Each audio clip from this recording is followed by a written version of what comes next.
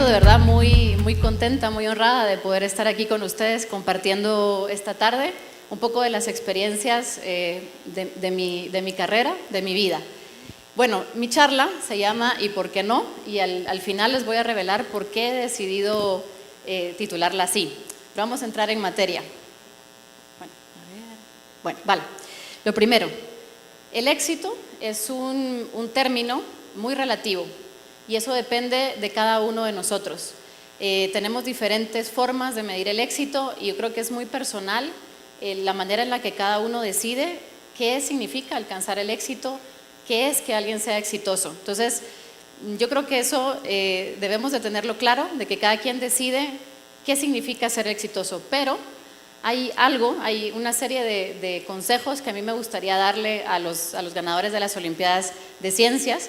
Son términos, conceptos que a mí me han ayudado a lo largo del tiempo. Bueno, el primero, esta imagen me gusta mucho porque yo creo que relacionamos el éxito o alcanzar una meta con ir subiendo, ¿no? Con ir alcanzando metas. Y lo primero es que creo que un buen consejo para ustedes es que el camino hacia el éxito requiere conocerse. Y para eso quiero empezar contándoles un poco de mi historia.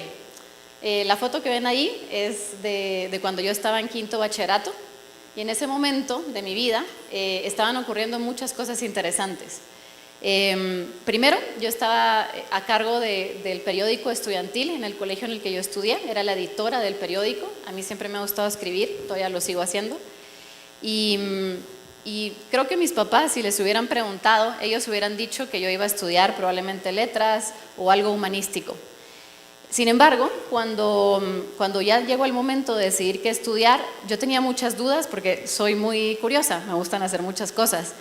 Y tuve la suerte de contar con el apoyo de una amiga muy cercana a mi mamá, que era psicóloga, me hizo una serie de exámenes para determinar cuáles eran mis habilidades. Y resultó que cuando terminé los exámenes me dice, mira, tú deberías de estudiar ingeniería electrónica.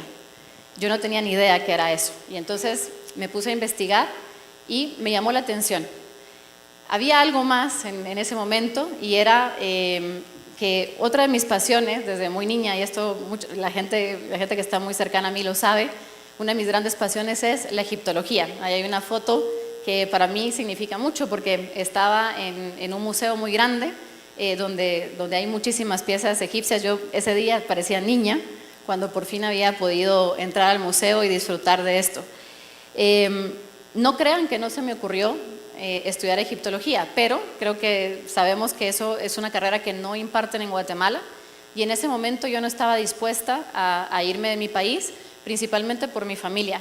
Tuve la suerte de criarme con mujeres muy poderosas, muy valientes y una de ellas era mi tía abuela y en ese momento pues ya estaba bastante grande y irme no era algo que yo quisiera hacer en ese momento, no me quería perder sus últimos años de vida. Además tengo una hermana menor y la verdad es que disfruté mucho jugando con ella, conviviendo con ella, no me quería separar de mis papás, así que era una decisión que yo tenía claro, no me iba a estudiar egiptología, pero tampoco iba a dejar de seguir aprendiendo cosas de ese tema. Entonces imagínense, estaba escribiendo, siendo la editora del periódico, mis papás creían que iba a estudiar algo de humanidades, me gustaba la egiptología, y mi mamá, la psicóloga, me dice, tenés que estudiar ingeniería electrónica. Y bueno, era un cambio totalmente diferente. Además en el colegio, no sé si eso todavía lo hacen, pero nos pedían que escogiéramos entre un temario científico o un humanístico. Yo escogí un humanístico y me tocó temas de literatura, leer a Franz Kafka, James Joyce, etc. O sea, si se dan cuenta, era algo totalmente diferente. Pero bueno, me embarqué en la aventura de la electrónica y... bueno, antes de pasar a eso, quería comentarles que a pesar de que mi carrera, de que mi profesión ha sido en el área de tecnología, yo no he dejado de lado las cosas que a mí me apasionan y las cosas que a mí me gustan. Y entonces, desde el 2013, yo soy miembro de la Asociación Española de Egiptología en España y constantemente voy a cursos y a conferencias de reputados arqueólogos que regresan a España después de haber hecho excavaciones y nos van contando qué cosas han ido encontrando. Y luego tengo la suerte de ser columnista invitada de Diario Digital, donde constantemente escribo columnas. Además tengo un blog donde voy compartiendo y divulgando los resultados de las investigaciones en las que estoy involucrada. Esto lo quería comentar principalmente para los estudiantes, porque a veces tenemos que renunciar a algo o algún tema porque tenemos que escoger un camino, pero yo creo que no debemos de renunciar a nada de aquello que nos apasione. Podemos organizarnos y podemos mantener todos esos gustos y esas pasiones. Ese ha sido mi caso. Y ahora sí, entro en materia de contarles un poco qué fue de mi mundo por la electrónica. Esta foto me encanta, esa es una foto que guardo con mucho recuerdo. Es mi primer día en la Universidad del Valle de Guatemala. Es el grupo original con el que yo entré a estudiar ingeniería electrónica. Ahí estoy yo dentro del círculo rojo. Éramos 3 mujeres, 15 hombres, de los cuales terminamos 8 en total, 7 hombres y yo. Y bueno, fue la verdad una experiencia bastante interesante. Éramos un grupo pequeño, pero fuimos bastante unidos y cada uno con una historia diferente, ¿no? Fue bastante interesante. Bueno, luego el camino al éxito también requiere prepararse. Y entonces, además de estudiar, a ver, ahí está. Hubo algo que a mí me impresionó mucho cuando fue el acto de graduación cuando terminé ingeniería electrónica. Cuando me estaba presentando, el director de la carrera dijo algo que a mí me impresionó y dijo, bueno, este año estamos cumpliendo 25 años de haber fundado la carrera de ingeniería electrónica y María André es la 5ª mujer en graduarse durante esos 25 años. Entonces, imagínense, en promedio, se está graduando una mujer cada 5 años, o sea, era algo bastante impresionante, ¿no? Y yo dije, no, esto tiene que cambiar, o sea, tiene que haber más mujeres que se involucren en temas de tecnología. O sea, a veces, no sé si nos encasillamos y creemos que no somos capaces de lograr cosas en áreas tan tecnológicas, pero es mentira. Y es algo que intento compartir con otros jóvenes, de decirles, ustedes pueden estudiar lo que sea, sean hombres o mujeres, no importa, pueden llegar tan alto como se lo propongan. Ese paso por la del Valle, para mí, son de las cosas que más guardo con mucho cariño, porque justo antes de que terminara de estudiar la carrera electrónica, tuve oportunidad de empezar a trabajar en un departamento de tecnología y justo graduándome me invitaron a formar parte del equipo de los catedráticos de ingeniería electrónica y de ingeniería en ciencias de la computación.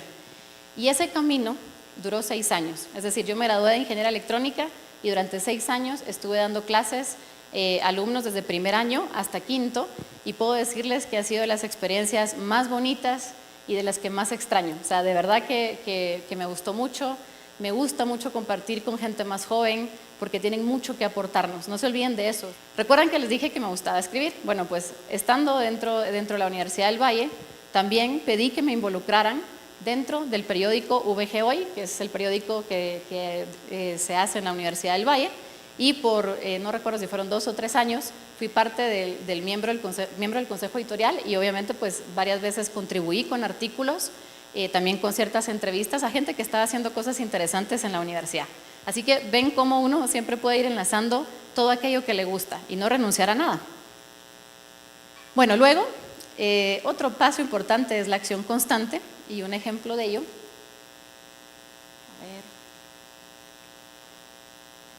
Un ejemplo de ello fue que durante el tiempo que estuve trabajando en los proyectos de investigación, pues estuvimos haciendo cosas muy interesantes.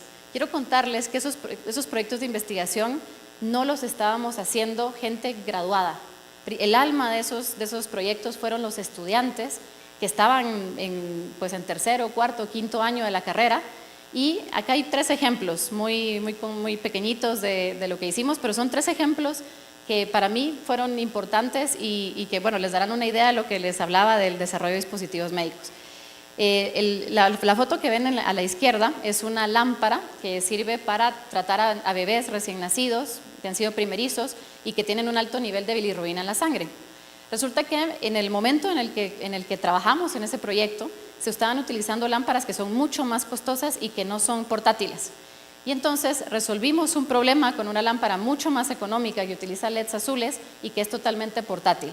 Ese fue un proyecto muy interesante en el que participó una alumna que tenía 21 años en ese momento y el proyecto se fue para uso del Hospital Roosevelt en el área de neonatología. Es un proyecto que todavía está en funcionamiento, es decir, la lámpara la siguen, bueno, son 3 lámparas, todavía lo siguen utilizando en el Hospital Roosevelt y puedo decirles que en realidad no fue complejo el hacer la lámpara y eso nos lleva a que a veces pensamos que poder resolver un problema es muy complicado y resulta que no. O sea, a veces significa simple y sencillamente encontrar caminos fáciles que nos puedan ayudar a resolver los miles de problemas que hay en el tema de la medicina. El de en medio era muy interesante. Estuvimos explorando diferentes formas de controlar robots, en este caso un robot industrial, y descubrimos que con una especie de gorro podíamos medir señales como por ejemplo el movimiento de los ojos o la concentración mental, y a través de esas señales controlábamos el robot, pensando en la gente que está en silla de ruedas y que no tiene movilidad. Entonces, que ellos pudieran controlar una silla de ruedas inteligente a través de esas señales. Los estudiantes que participaron en ese proyecto, todos prácticamente, se fueron al extranjero a estudiar y hoy en día es gente que está haciendo cosas muy interesantes en los países en los que viven. Y luego, para mí, mi proyecto favorito de todos los que participé es el de la derecha, que es una prótesis que nos llevó, pues, tuvo varias etapas de trabajo y una de las etapas más interesantes fue cuando la persona que está en la foto se unió al equipo. Es un muchacho que tuvo una amputación cuando tenía 8 años de edad. Él pues se superó siempre a pesar de tener una amputación. Ganó una beca para ir a estudiar una maestría en ingeniería mecánica a Taiwán, y cuando él regresó a Guatemala buscó si alguien estaba trabajando en prótesis electrónicas. Encontró que en la del Valle estábamos haciendo algo que le llamó la atención. Se presentó un día sin cita, sin avisar, con el periódico en la mano porque nos habían hecho una entrevista, y me dice: vine por esto, quiero ser su conejillo de indias. Y así nació una relación muy interesante de la que nos beneficiamos muchísimo los estudiantes, el resto de profesores y obviamente yo, todavía seguimos siendo amigos.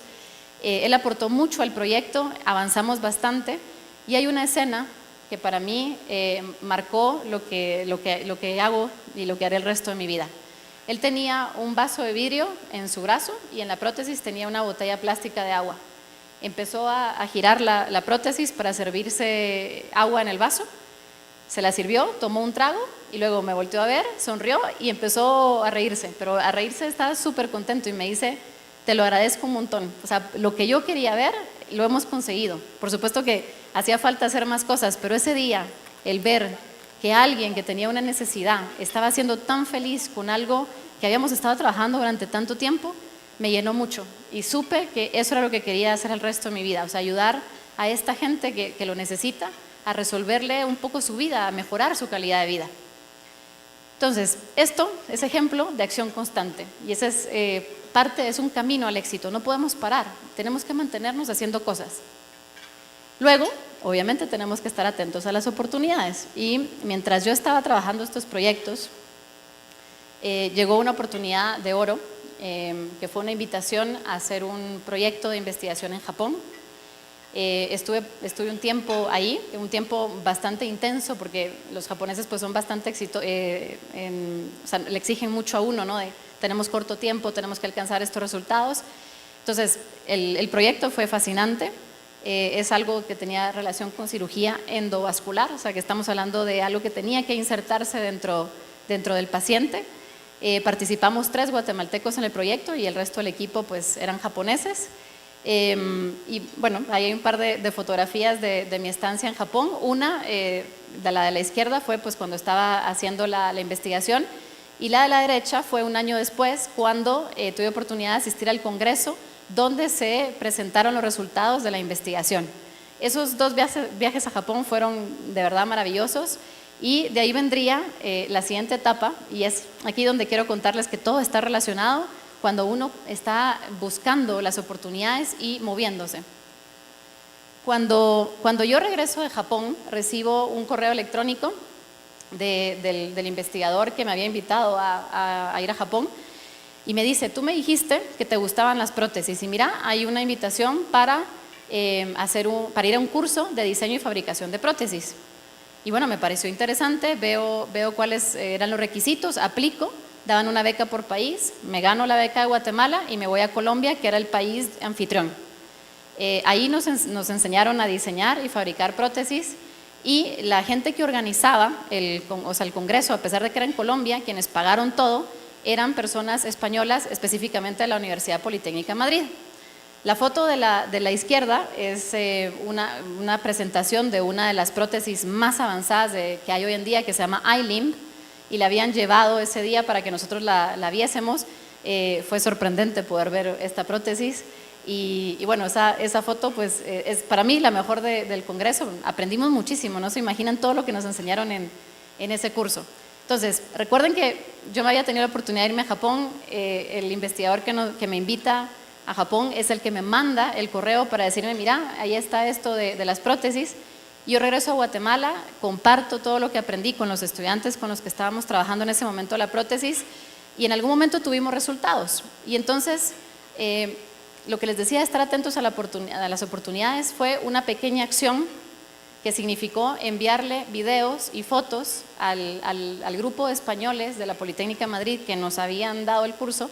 Yo les mando las fotos y los videos que se habían generado gracias a todo el aprendizaje del curso, ¿no? Ellos contestan, el investigador principal contesta y me dice, bueno, me encanta lo que hicieron y quiero contarte que de todos los que fueron al curso, Guatemala es el primer país que nos está mandando resultados fruto de ese aprendizaje. Yo sigo trabajando en Guatemala con todos estos proyectos y quizás como a los 6 meses o 7 meses de mandarle los videos al grupo de la Politécnica, contándoles los resultados de la prótesis, me escribe uno de ellos y me dice, hay una profesora que quiere trabajar contigo a distancia.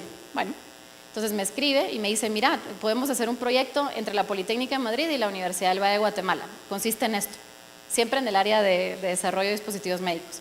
Le digo que sí, hablo con el director del departamento, hablo con un grupo de estudiantes, se integran al grupo y empezamos a trabajar en el proyecto.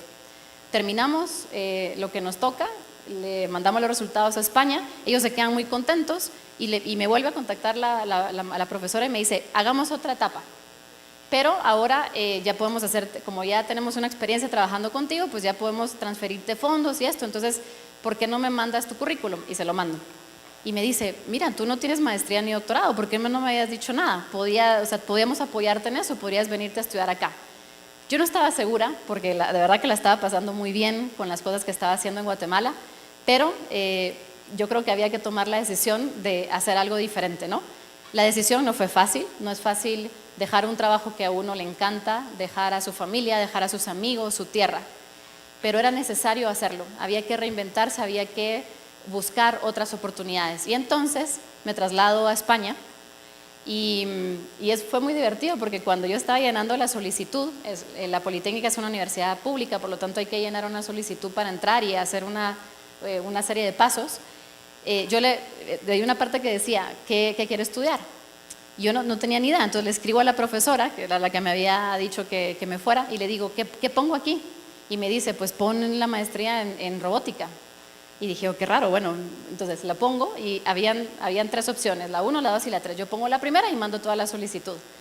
Luego pasa el tiempo y yo le digo, mira, ¿sabes algo? Porque no me han dicho nada. Entonces me dice, bueno, no sé, ya veremos, pero ¿qué pusiste de opción 2 y 3? Porque a lo mejor se toma más tiempo la primera opción, pero ya estarán definiendo en las otras maestrías. Entonces le digo, yo no apunté nada, yo solo puse la maestría en robótica. Y ya se queda toda sorprendida y me dice, pero ¿no pusiste opción 2 y 3? No, porque tú me dijiste que solo que robótica. No, pero tenías que haber puesto otras opciones, porque así tendrías más probabilidad de que te acepten. Bueno, el caso es que salió bien y me entero que me aceptan en la Politécnica de Madrid. Fue complicado porque al mismo tiempo que yo había aplicado a la universidad, también había aplicado a una beca, pero España entró en una época de crisis y lamentablemente pasé por todas las fases y no conseguí la beca, habían 2 candidatos y al final escogieron al otro por diferentes cuestiones, ¿no? Y bueno, dije, yo me voy, había estado ahorrando, había estado trabajando durante todo ese tiempo, y dije, me voy con mis ahorros, no hay mejor inversión que la que uno hace en su propia educación. Y me tiré al agua, o sea, me tiré y dije, me voy. Bueno, logro terminar el máster de automática y robótica en la Politécnica y resulta que la profesora con la que yo había estado trabajando ese tiempo a distancia, se convirtió en mi tutora, o sea, la directora de mi trabajo, a ella le llaman trabajo fin de máster, la tesis de la maestría. Y entonces me dice, mira, ya que vas a trabajar conmigo, vamos a seguir trabajando en cosas médicas, ¿no? Y entonces empezó mi mundo por la robótica de rehabilitación. Y empezamos a trabajar con un hospital público en Madrid que tenía muchas necesidades en el área de rehabilitación.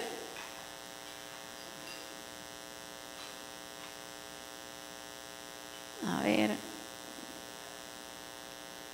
Y a ella le fue tan bien con ese proyecto, es una persona tan emprendedora, que en el 2015, viendo que todos los proyectos en los que estaba trabajando, siempre en desarrollo de dispositivos médicos, estaban siendo tan bien aceptados por la comunidad médica, se anima a fundar una empresa que es Aura Innovative Robotics. Y en cuanto funda la empresa, me invita a formar parte del equipo de trabajo, y así yo firmo el contrato número 1 de la empresa. Y empezamos, la idea era que ya no estuviéramos trabajando algo que fuera de laboratorio, ya no un prototipo, sino un producto comercial que pudiera ser vendido y que pudiera llegar no solamente a España, sino a Europa y obviamente a Latinoamérica. Entonces, esta foto que ven ahí, somos el grupo original de la empresa. Si se dan cuenta, pues la verdad es que la mayoría todos somos muy jóvenes, pero son gente muy, muy valiosísima, o sea, de verdad, gente muy brillante. Es impresionante lo que cada día puedo aprender de ellos. Hay perfiles diversos, hay mecatrónicos, hay mecánicos, hay de sistemas, obviamente hay un grupo de médicos, y así empezó nuestra aventura por el desarrollo de dispositivos médicos, pero ya no como un prototipo que se haga en el laboratorio, sino algo que pueda ser vendido, que pueda trasladarse a la sociedad. Y entonces, aquí quiero contarles un poco más de lo que estoy trabajando hoy en día, ¿no? Quiero contarles que cuando nosotros tenemos un accidente de tráfico o un accidente laboral, pues nos lesionamos. Y resulta que hay algo que a mí me sorprendió mucho, y es que, por ejemplo, yo podría tener exactamente el mismo diagnóstico que otra persona, pero la lesión de esa persona y la mía no son iguales. O sea que así como las huellas dactilares de cada uno de nosotros es única, las lesiones también lo son. Y entonces ahí es cuando los médicos nos dicen, necesitamos un dispositivo de rehabilitación para el hombro que pueda ajustarse a diferentes anatomías y también a diferentes lesiones. ¿Y ustedes cómo harían para resolver eso? Es que es muy complejo, ¿no? Y bueno, así nació un producto que nosotros hemos titulado como Orte. Ortesis es el nombre que se le da a un dispositivo que ayuda a un brazo o a una pierna que está debilitada o que está lesionada. Entonces la abreviatura es Orte, ¿no? Y Orte pues es un sistema de rehabilitación que tiene varias partes que les quiero mostrar aquí. Bueno, pues aquí les traje unos videos y les quiero contar cómo es la rehabilitación hoy en día en comparación a cómo la imaginamos nosotros. Cuando ustedes tienen una lesión, ustedes van con el médico, con el traumatólogo, y va a hacer un diagnóstico de lo que les ha ocurrido. Y les va a pedir, levante el brazo, por favor, flexiona el codo, y va midiendo con un instrumento que parece un transportador, y mide hasta dónde ha logrado levantar su brazo. Y en base a eso, y en base al conocimiento de todos los músculos que han sido afectados, él ya sabe qué terapia deben de seguir ustedes, y empieza la terapia. De las primeras ocasiones que tuve de ir a un hospital a ver a los fisioterapeutas en acción, yo me quedé realmente con la boca abierta. Entré a la sesión de rehabilitación con el fisioterapeuta, lo veo que era una persona que tenía una lesión en el hombro, era un adolescente en realidad. Empieza el fisioterapeuta a hacer el movimiento, y al cabo de 15 minutos el fisioterapeuta estaba sudando y el paciente estaba muy adolorido y empezó a tener un temblor involuntario. La sesión duraba 45 minutos. El fisioterapeuta la terminó, pero de verdad, o sea, yo lo vi agotado. Los 45 minutos estaba agotado. Se sirvió un poco de agua, se sentó un momento y al cabo de un par de minutos le pidió al siguiente paciente que entrara. ¿Ustedes se imaginan esto 8 horas al día? O sea, lo que significa para el fisioterapeuta ese esfuerzo de tener que estar empujando, jalando una pierna, un brazo, porque quiere que el paciente gane un poco más de movilidad en cada sesión. Es sumamente complejo. Bueno, entonces nosotros nos imaginamos otro escenario y es lo que estamos trabajando hoy en día. Lo primero que hicimos fue crear un modelo, que es el que ven allá. Es un modelo óseo y muscular que lo podemos lesionar de la manera que querramos. Y entonces, al lesionarlo de la manera que querramos, hemos aprendido muchísimo de qué repercusiones tiene en un paciente cualquier tipo de lesión. El tener un modelo en 3D en la computadora nos simplifica mucho la vida porque ya no tenemos que ir al hospital a ver, o sea, entender qué significa que el paciente tenga tal lesión, ¿no? Entonces, empezamos con el modelo que nos da toda la información y de ahí surgió la idea de cómo debía ser el dispositivo. El dispositivo que ven ustedes ahí, el que estoy usando yo en el video, lo hicimos con una impresora 3D. Y a lo largo de un par de años que tenemos ya de haberlo desarrollado, hemos hecho cualquier tipo de pruebas y ensayos, incluso con médicos y con pacientes, y nos ha dado mucha información. Pero claro, es un prototipo en plástico y obviamente eso no lo podemos utilizar en los hospitales, ¿no? Entonces, estamos trabajando, ya estamos prácticamente en la etapa final del diseño de un dispositivo en aluminio que cumple con toda la normativa, porque eso es algo importante a tomar en cuenta. Uno no puede llegar y decir, ya creé mi dispositivo y ahí está y se lo dejo en el hospital. No, tiene que cumplir con una serie de normas, sobre todo para garantizar que el dispositivo no va, imagínense, el paciente ya está lesionado, no queremos dislocarle el hombro también, ¿verdad? Entonces tenemos que cumplir con una serie de normativas. Bueno, entonces, en lugar de que el médico nos evaluara ahora únicamente con un instrumento muy simple, nosotros ahora tenemos la capacidad de medir absolutamente todo lo que está ocurriendo una vez que el paciente tenga puesto el dispositivo. Eso quiere decir que podemos medir cuánto ha levantado el brazo, no importa el movimiento que esté haciendo, pero además también podemos medir otras cosas como la fuerza que está ejerciendo y la velocidad con la que se está moviendo. Y eso para los fisioterapeutas es muy importante porque les permite ir adaptando los protocolos, o sea, los ejercicios que hacen los pacientes, los permite ir adaptando mucho más rápido. Por lo tanto, la fisioterapia se acorta porque estamos intentando resolver mucho más rápido el problema. Y otra cosa, ahí se recuerdan que no hay dos lesiones iguales, por lo tanto, sabemos cómo se está comportando el paciente durante cada etapa de su rehabilitación. El dispositivo funciona de esta manera. Se lo colocamos al paciente, apagamos los motores y los sensores están encendidos. Le pedimos que se mueva, que haga los movimientos que le pide el médico para evaluarlo. Y sabemos en el día 1 cómo empieza el paciente. A continuación, el médico lo que va a hacer es configurar el dispositivo para que haga los ejercicios que necesita hacer el paciente. Y entonces sería el video que ustedes están viendo ahí abajo, que prácticamente es el robot está haciendo los movimientos por sí mismo, ¿no? Ahora imagínense que en lugar de estarlo haciendo solo, ahí hay un brazo de alguien que está lesionado. Entonces, haría los movimientos y de nuevo nosotros estamos viendo todo lo que está ocurriendo. Entonces, ahora sí le estamos dando la posibilidad al médico de ir decidiendo muy específicamente y con datos reales cómo va evolucionando el paciente. Por lo tanto, la intención es acortar el tiempo que dure la rehabilitación. Bueno, el siguiente paso del camino hacia el éxito requiere no olvidar qué nos empuja. Y yo quiero mostrarles aquí un par de fotos que para mí son muy especiales. La persona que está en el lado izquierdo es mi tía, que está por allá.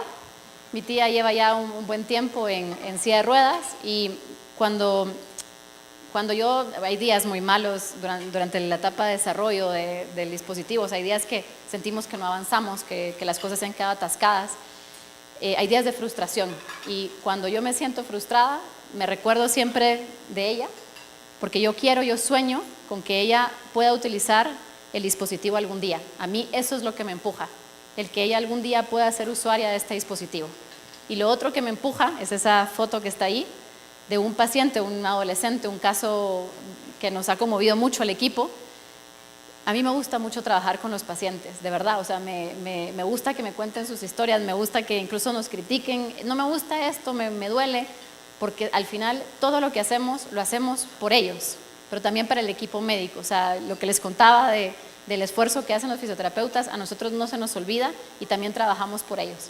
A mí me empuja entonces eso, me empuja mi gente, la gente que quiero que utilice el dispositivo y me empujan las personas que yo no conozco, pero para las que estoy trabajando. Eso es principalmente. Y bueno, el último paso, a mi punto de vista, es nunca rendirse. Y hay una frase que les quiero compartir, a todos, pero en especial a los ganadores de las Olimpiadas, y es esta: si vas a dudar de algo, que sea de tus propios límites. No duden de ustedes, solo duden de sus propios límites, rómpanlos, atrévanse a ir más allá. Y ya para terminar, Recuerdan que yo había titulado mi charla ¿y por qué no? A mí me gusta escribir y quiero compartirles una frase que me acompaña constantemente y dice así: ¿y por qué no? ¿Por qué no llevar a límites más altos una meta? ¿Por qué no luchar por una ilusión? ¿Por qué no hacer un sueño realidad? Dime, ¿y por qué no? Bueno, muchas gracias.